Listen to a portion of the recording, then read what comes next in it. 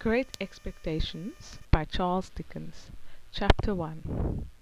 My father's family name being Pirrip, and my Christian name Philip, my infant tongue could make of both names nothing longer or more explicit than Pip. So I called myself Pip, and came to be called Pip.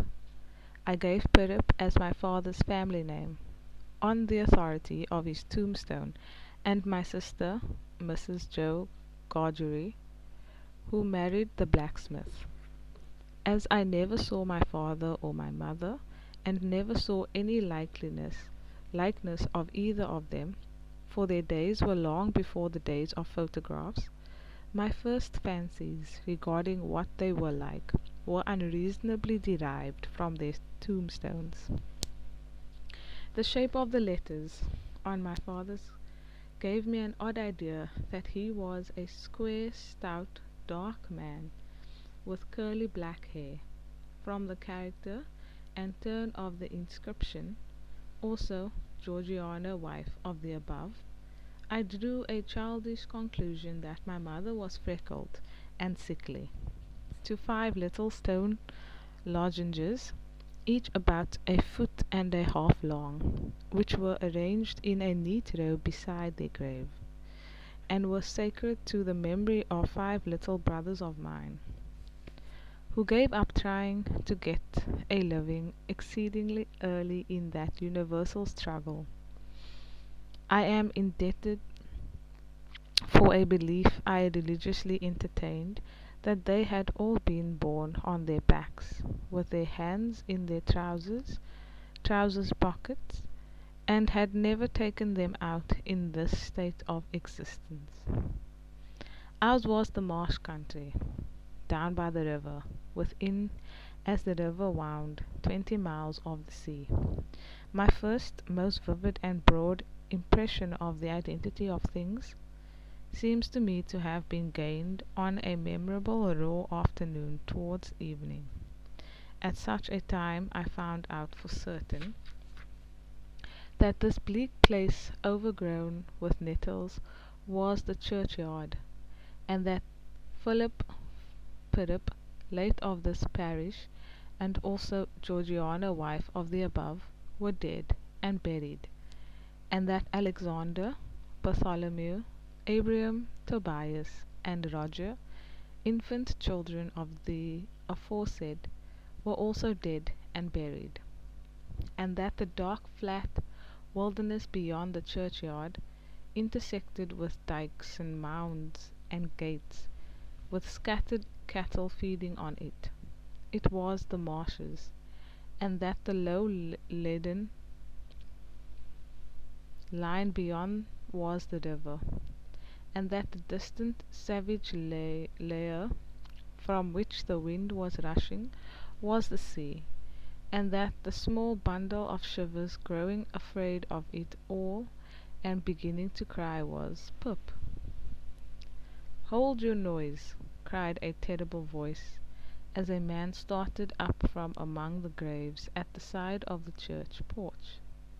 "Keep still, you little devil, or I'll cut your throat." A fearful man, all in coarse grey, with a great iron on his leg, a man with no hat, and with broken shoes, and with an old rag tied round his head, a man who had been soaked in water, and smothered in mud, and lamed by stones, and cut by flints, and stung by nettles, and torn by briars, who limped and shivered, and glared and growled, and whose teeth chattered in his head as he seized me by the chin. "Oi, don't cut my throat, sir," I pleaded in terror. "Pray, don't do it, sir." "Tell us your name," said the man. "Quick." "Pip, sir." "Once more," said the man, staring at me. "Give it mouth." "Pip, sir. Pip." "Show us where you live," said the man. "Pint out the place." I pointed to where our village lay, on the flat inshore among the alder trees and pollards a mile or more from the church. The man, after looking at me for a moment, turned me upside down and emptied my pockets. There was nothing in them but a piece of bread. When the church came to itself, for he was so sudden and strong that he made it go head over heels before me, and I saw the steeple under my feet. When the church came to itself, I say, I was seated on a high tombstone, trembling, while he ate the bread ravenously. "You young dog," said the man, licking his lips, "what fat cheeks you've got." I believe they were fat, though I was at that time undersized for my years, and not strong. "Darn me if I couldn't eat them," said the man, with a threatening shake of his head, "and if I ain't half a mind to it." I earnestly expressed my hope that he wouldn't, and held tighter to the tombstone on which he had put me, partly to keep myself upon it, partly to keep myself from crying. "Now look'ee here," said the man, "where's your mother?" "There, sir," said I. He started, made a short run, and stopped and looked over his shoulder. "There, sir," I timidly explained. "Also Georgiana. That's my mother." "Oh," said he, coming back. "And is that your father along your mother?" "Yes, sir," said I. "Him too. Late of this parish." "Ah," he muttered. Then considering, "Who d'ye live with, supposing you're kindly let to live?" Which I hadn't made up my mind about. "My sister, sir, Mrs. Joe Gargery, wife of Joe Gargery, the blacksmith." "Sir, blacksmith, eh?" said he, and looked down at his leg. After darkly looking at his leg, and at me several times, he came closer to my tombstone, took me by both arms, and tilted me back as far as he could hold me, so that his eyes looked most powerfully down into mine, and mine looked most helplessly up into his. Now look'ee here," he said, "the question being whether you're to be let live. The question being whether you're to be let to live. You know what a file is?" "Yes, sir." "And you know what wittles is?" "Yes, sir." After each question he tilted me over a little more, so as to give me a greater sense of helplessness and danger. "You get me a file," he tilted me again. "And you get me wittles," he tilted me again. "You bring 'em both to me," he tilted me again. "Or I'll have your heart and liver out," he tilted me again. I was dreadfully frightened, and so giddy that I clung to him with both hands, and said, "If you would kindly please let me keep upright, sir, perhaps I shouldn't be sick, and perhaps I could attend more." He gave me a most tremendous dip and roll, so that the church jumped over its own weathercock.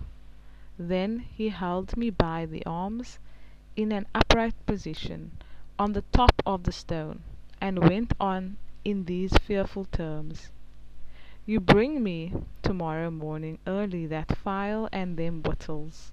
You bring the lot to me, at that old battery over yonder. You do it, and you never dare to say a word or dare to make a sign concerning your having seen such a person as me, or any person somever, and you shall be let to live. You fail, or you go from my words in any particular, no matter how small it is, and your heart and your liver shall be tore out, roasted, and ate. Now, I ain't alone, as you may think I am. There's a young man hid here with me, in comparison with which young man I am an angel. That young man hears the words I speak. That young man has a secret way peculiar to himself, of getting at a boy and at his heart and at his liver. It is in vain for a boy to attempt to hide himself from that young man. A boy may lock his door, may be warm in bed, may tuck himself up, may draw the clothes over his head, may think himself comfortable and safe, but that young man will softly creep and creep his way to him, and tear him open. I am a keeping that young man from harming of you at the present moment, with great difficulty. I find it very, very hard to hold that young man off of your inside. Now, what do you say?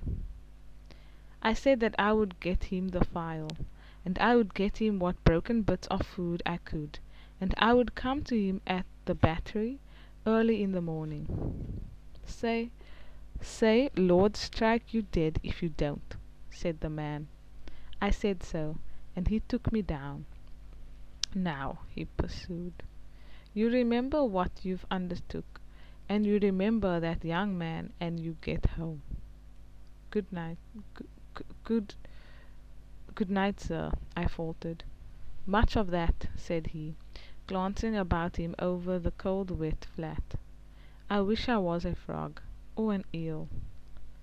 At the same time he hugged his shuddering body in both arms, clasping himself as if to hold himself together, and limped towards the low church wall.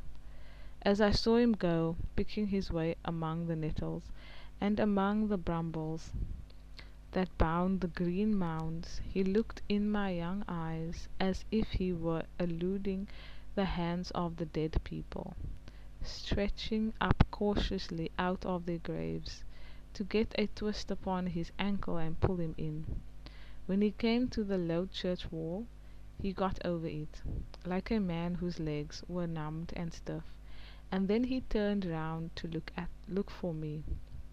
When I saw him turning, I set my face towards home, and made the best use of my legs.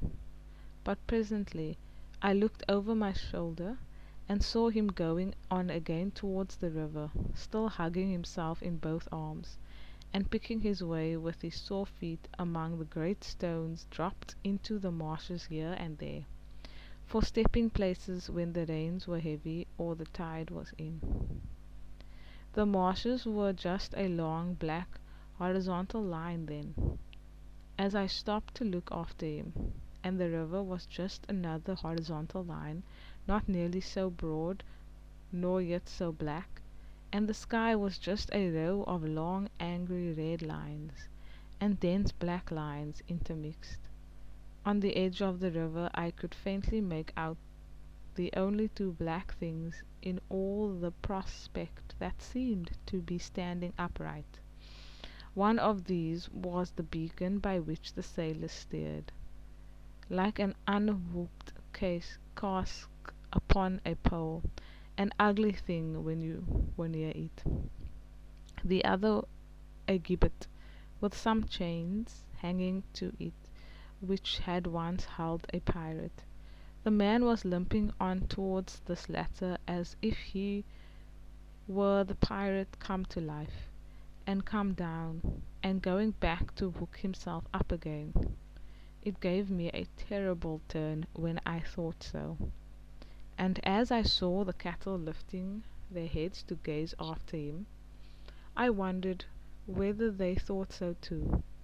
I looked all round for the horrible young man, and could see no signs of him. But now I was frightened again, and ran home without stopping.